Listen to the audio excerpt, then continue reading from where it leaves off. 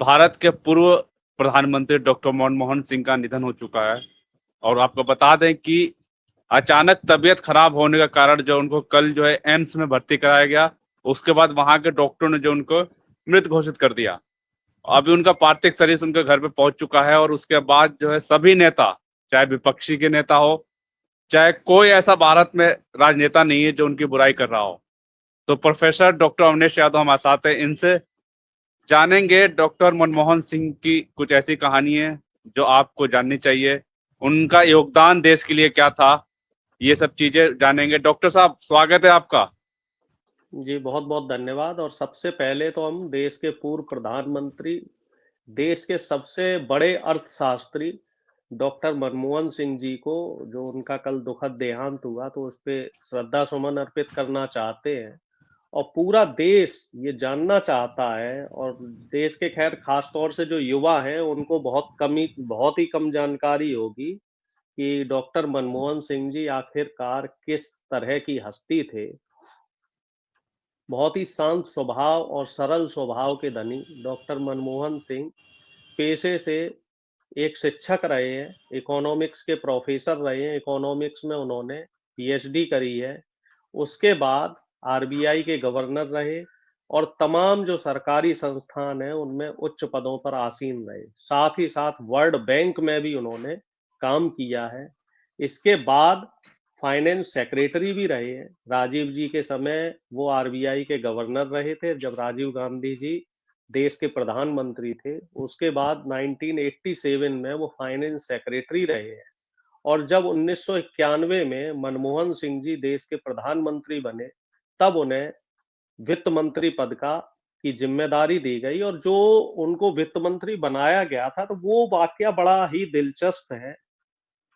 जी उस बिल्कुल, समय बताइए, वाक्य मनमोहन सिंह बताइए। जी, हाँ, उस समय मनमोहन सिंह जी देश के फाइनेंस सेक्रेटरी हुआ करते थे और विदेश के दौरे से अपना घर आए हुए थे और सो रहे थे। तो पीवी नरसिम्हा राव जी का जो पर्सनल जो सचिव होते हैं, तो उनका फोन नरसिंहा राव जी के दामाद के पास गया। विजय तनखा नाम है उनका। नरसिंहा राव जी के वो सॉरी डॉक्टर मनमोहन सिंह जी की 3 बेटियां थी, उनमें से एक बेटी के पति का नाम विजय तनखा है।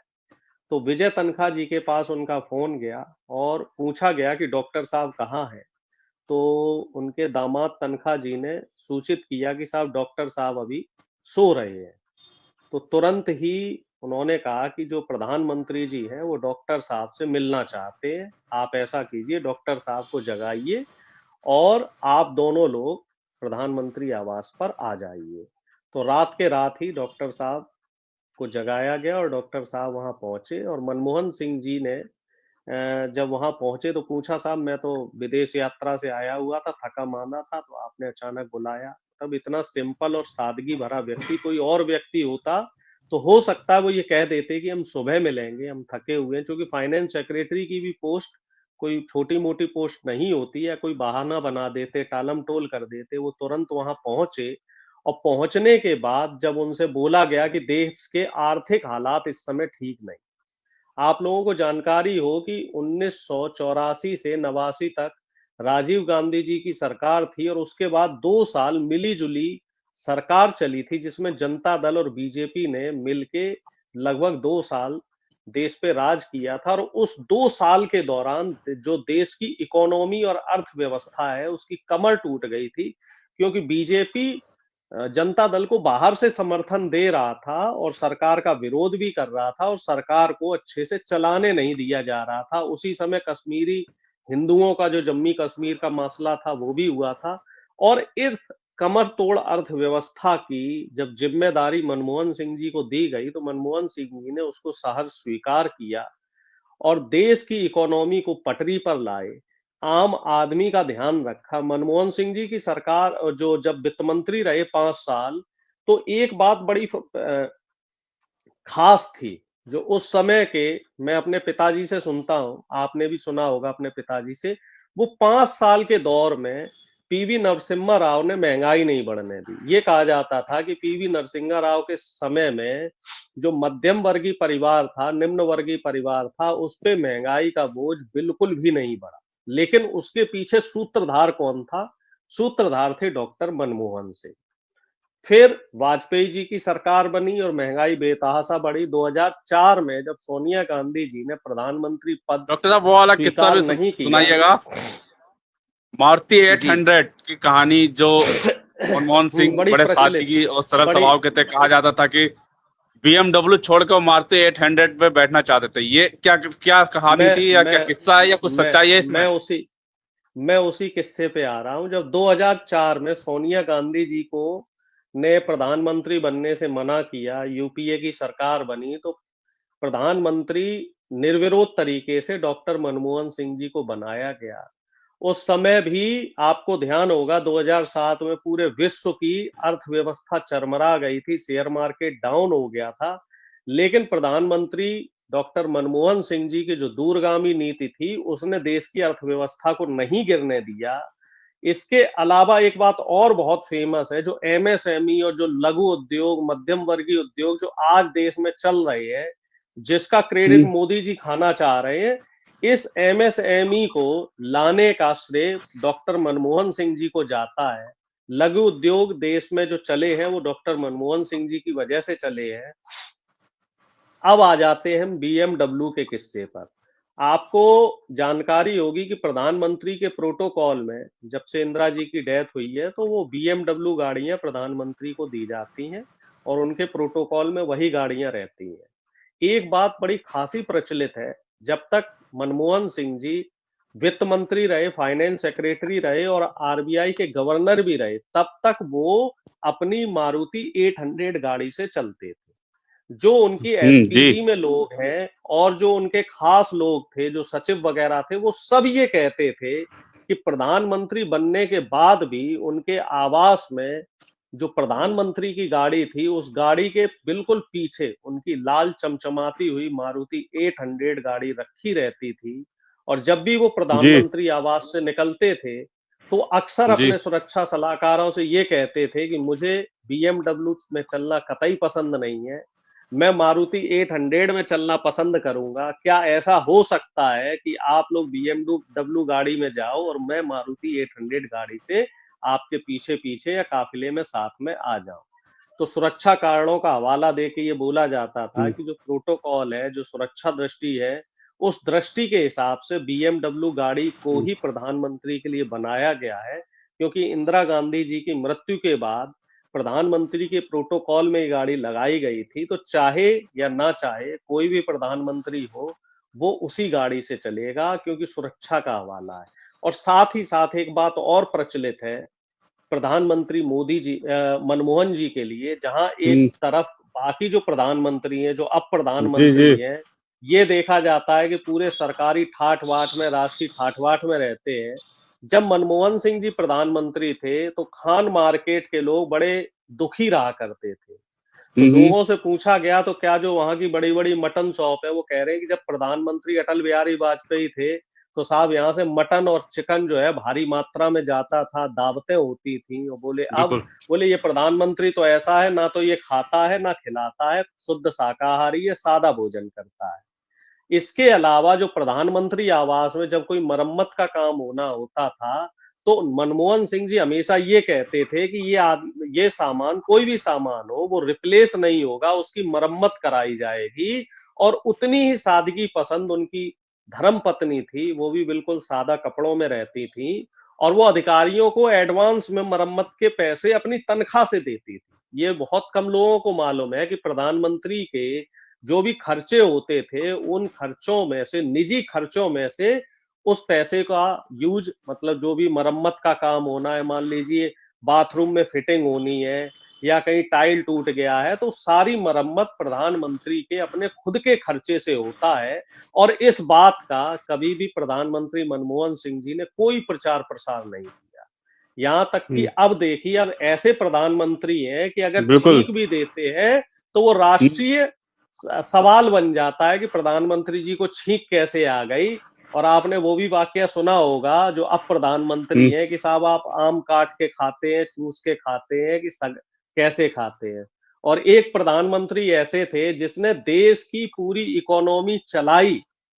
देश कभी भी यूं कहते हैं कि देश जब तक प्रधानमंत्री मनमोहन सिंह जी के हाथ में रहा, 5 बिल्कुल साल, आर्थिक जब आर्थिक जो नरसिम्हा राव योगदान 5 दिया। साल, हाँ, जब 5 साल नरसिम्हा राव जी की सरकार रही, तब वो रक्षा मंत्री, वो सॉरी विदेश, वो फाइनेंस मिनिस्टर रहे, और 10 साल प्रधानमंत्री रहे। तो ये पूरे 15 साल देश की जो आर्थिक स्थिति है वो बिल्कुल सुदृढ़ रही, और उन्होंने हमेशा मध्यम वर्गीय परिवार के लिए काम किया। और वो हमेशा कहते भी रहे कि मैं एक मध्यम वर्गीय परिवार का व्यक्ति हूं, और मध्यम वर्गीय परिवार के हिसाब से ही जीना चाहता हूं, और उनके हिसाब से ही मैं अपनी कार्यप्रणाली रखना चाहता हूं। जी जुनैद जी।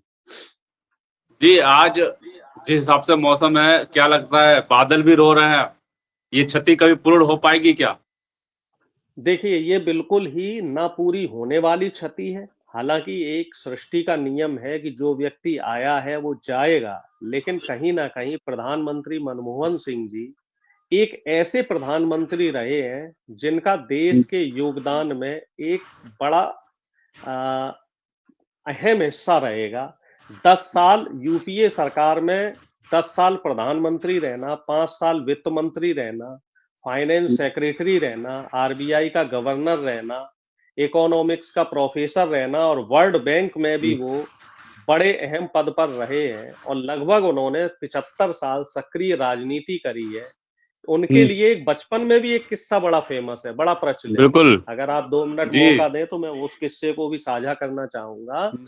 अभी जब बंगलौर में प्रधानमंत्री मनमोहन सिंह जी ने जब अपना आखिरी भाषण दिया था, तो जी, उन्होंने जी। खुद इस वाकये को बताया था कि बात 1945 की है, जब वो लाहौर में रहा करते थे और शायद 12वीं में पढ़ रहे थे और हॉकी खेलते थे। उस समय उनकी उम्र 13 या 14 साल रही होगी। और जी। एक इंटर स्कूल कंपटीशन में जब उन्होंने गोल पोस्ट के लिए एक बॉल को गोल पोस्ट में मारा, तो बॉल इतनी तेजी से गई कि उस ग्राउंड के बराबर में ही जिन्ना जी का जो आवास हुआ करता था, और जिन्ना जी, जी उस समय मुस्लिम लीग के संस्थापक और सबसे बड़े नेता थे, और पाकिस्तान की राजनीति में वो अहम स्थान रखते थे। तो वो बॉल इतनी तेजी से गई कि वो जिन्ना जी के जाके सर पे लगी। तो जब सुरक्षा कर्मियों ने वहां पर जाके पता हुँ, किया, तो पता चला कि साहब मनमोहन नाम का एक खिलाड़ी है जो हुँ, फुटबॉल, जो ये हॉकी खेल रहा था, और खेल खेल में ये बॉल इनके सर बिल्कुल। पे जाके लगी। तो इसको लेके वहां जो पत्रकार थे बंगलौर में, वो सब ये कह रहे थे कि इसका मतलब तो ये हुआ कि पाकिस्तान के जिन्ना को नेहरू, गांधी के अलावा मनमोहन ने भी सर में दर्द कर दिया था। तो इस बात को लेके फिर बाद में काफी ठहाके लगाए गए, और इस तरह की कई कहानियां हैं जो डॉक्टर मनमोहन सिंह जी के साथ जुड़ी हुई है। अंतिम तब समय में अपने, डॉक्टर मनमोहन सिंह जी जब उनका अंतिम समय चल रहा था, मतलब अभी पिछले 2-3 साल, तो उसमें भी लोग वाग, खास तौर से ये भी कहा जाता है कि मोदी जी ने भी कोविड के समय, उनकी कोविड का समय हो या जीएसटी का टाइम हो, जीएसटी का जो उनका गलत फैसला था, या नोटबंदी का गलत फैसला था, और जब देश की स्थिति इस समय बिगड़ गई थी, तो वो मोदी जी खुद मनमोहन सिंह जी से सलाह लेने जाते थे। हालांकि इस बात का, चूंकि मोदी जी कभी किसी और को क्रेडिट देना पसंद नहीं करते हैं, इस बात का कभी उन्होंने क्रेडिट मनमोहन सिंह जी को नहीं दिया। लेकिन जो मनमोहन सिंह जी के आसपास के लोग हैं, वो ये लोग बताते थे कि प्रधानमंत्री जी खुद उनसे मिलने आते थे, और इस तरह की जो मीटिंग उनकी होती थी, उनको बिल्कुल। मीडिया से दूर और गोपनीय रखा जाता था। अब खबर है कि प्रधानमंत्री, गृह मंत्री या सभी नेता जो उनके आवास में पहुँच चुके हैं, और 7 दिन का राष्ट्रीय शोक जो है रख दिया गया है। कई राज्यों में तो 7 दिन तक स्कूल भी और कॉलेज बंद रहेंगे। तो ये क्षति, क्या अब आप क्या कहना चाहते हैं इन मनमोहन सिंह को? किस तरीके से श्रद्धांजलि जो है आप देना चाहते हैं अपनी तरफ से और हमारे देखिए चैनल की तरफ से? देखिए मैं अपनी तरफ से, आपकी तरफ से, और अपने ये जो चैनल के दर्शक हैं, इनको ये कहना चाहता हूं कि एक ऐसा महान व्यक्ति जिसने लगभग 2 दशक देश की अर्थव्यवस्था को चलाया, और लगभग बिल्कुल। 5 दशक तक देश की अर्थव्यवस्था में बहुत ही महत्वपूर्ण भूमिका निभाई, इस ऐसे व्यक्ति को हमें याद करना चाहिए। उनके जीवन से जुड़ी हुई हर छोटी बड़ी बात को पढ़ना चाहिए, क्योंकि जो देश जी। में प्रधानमंत्री या वित्त मंत्री जैसे पद पे रहता है, देश का जो सबसे बड़ा हुँ, अर्थशास्त्री रहा हो, तो उनके हुँ, जीवन से हमें बहुत कुछ पढ़कर सीखना चाहिए। और इस समय जो हमारे देश की अर्थव्यवस्था बिगड़ी हुई है, आर्थिक ताना बाना बिगड़ा हुआ है, गरीब बहुत गरीब हो रहा है, अमीर बहुत अमीर हो रहा है, मध्यम वर्ग खत्म हो रहा है, तो क्यों ना जो हमारी वर्तमान सरकार है वो मनमोहन सिंह जी की जो अच्छी अच्छी आर्थिक नीतियां हैं, जो आर्थिक उदारीकरण के लिए उन्होंने पॉलिसीज दी हैं, तो उन पॉलिसीज को इम्प्लीमेंट करे तो एक सच्ची श्रद्धांजलि प्रधानमंत्री प्रधानमंत्री भी मनमोहन सिंह जी को दी जा तारीफ सकती है। कर रहे हैं मनमोहन सिंह की। चलिए, तो अच्छी बात है कि मोदी जी के मुखारबिंद से उनके लिए प्रशंसा के शब्द निकले हैं। और मैं ये कहता हूं कि प्रधानमंत्री मनमोहन सिंह जी का अगर वो अपने जीवन में 10% भी उतार लें तो शायद देश का उद्धार हो जाए। और देश जो इस समय आर्थिक विषमताओं से, बेरोजगारी से जूझ रहा है, देखिए 10 साल जब तक प्रधानमंत्री रहे हैं मनमोहन सिंह जी, देश में ना तो कभी बहुत ज्यादा बेरोजगारी रही, ना कभी भी बहुत ज्यादा आप कह सकते हैं महंगाई बढ़ी। वो हर रेशियो को और हर सिस्टम को बड़ा एक संतुलित तरीके से चलाते रहे हैं। तो मेरा ये मानना है कि एक ऐसे व्यक्ति को आज हमें नमन करना चाहिए, उनको भावभीनी श्रद्धांजलि देनी चाहिए और अपने जीवन में उनके जैसी सादगी, दूरदर्शिता को अगर हम उसका 5%, 2% भी अपने जीवन में उतार लें, तो ये उनके लिए एक सच्ची श्रद्धांजलि होगी। बिल्कुल डॉक्टर साहब, ये भी एक बात बताने वाली है दर्शकों की कि ये शायद देश के पहले प्रधानमंत्री है जो लोकसभा जीत के नहीं, राज्यसभा से प्रधानमंत्री बनाया गया था। जी, बिल्कुल। तो ये भी ये एक भी अपने आप में एक इतिहास के स्वर्णिम अक्षरों में लिखा जाएगा कि ऐसा महान व्यक्ति जिसे कभी चुनाव लड़ने की जरूरत नहीं पड़ी और जो सीधा राज्यसभा से जाकर प्रधानमंत्री बने हैं, ये भी अपने आप में देश के इतिहास में एक अमिट छाप छोड़ के गया है। बिल्कुल। चलिए ठीक है, पूरा देश नमन है, श्रद्धांजलि दे रहा है। हमारे चैनल की तरफ से भी डॉक्टर पूर्व प्रधानमंत्री डॉक्टर मनमोहन सिंह को श्रद्धांजलि। और हमारे साथ साथ आप आसमान भी देख सकते हैं, आसमान में भी बारिश है, यानी बारिश, बादल भी आज रो रहे हैं। शायद ये देश की सबसे बड़ी क्षति है जिसे शायद ही कभी पूरा किया जा सके। आप भी अगर कुछ कहानी जानते हैं डॉक्टर मनमोहन सिंह के बारे में तो हमें कमेंट बॉक्स में जरूर बताएं। तब तक के लिए धन्यवाद, बहुत बहुत शुक्रिया आपका डॉक्टर साहब। जी, बहुत बहुत धन्यवाद।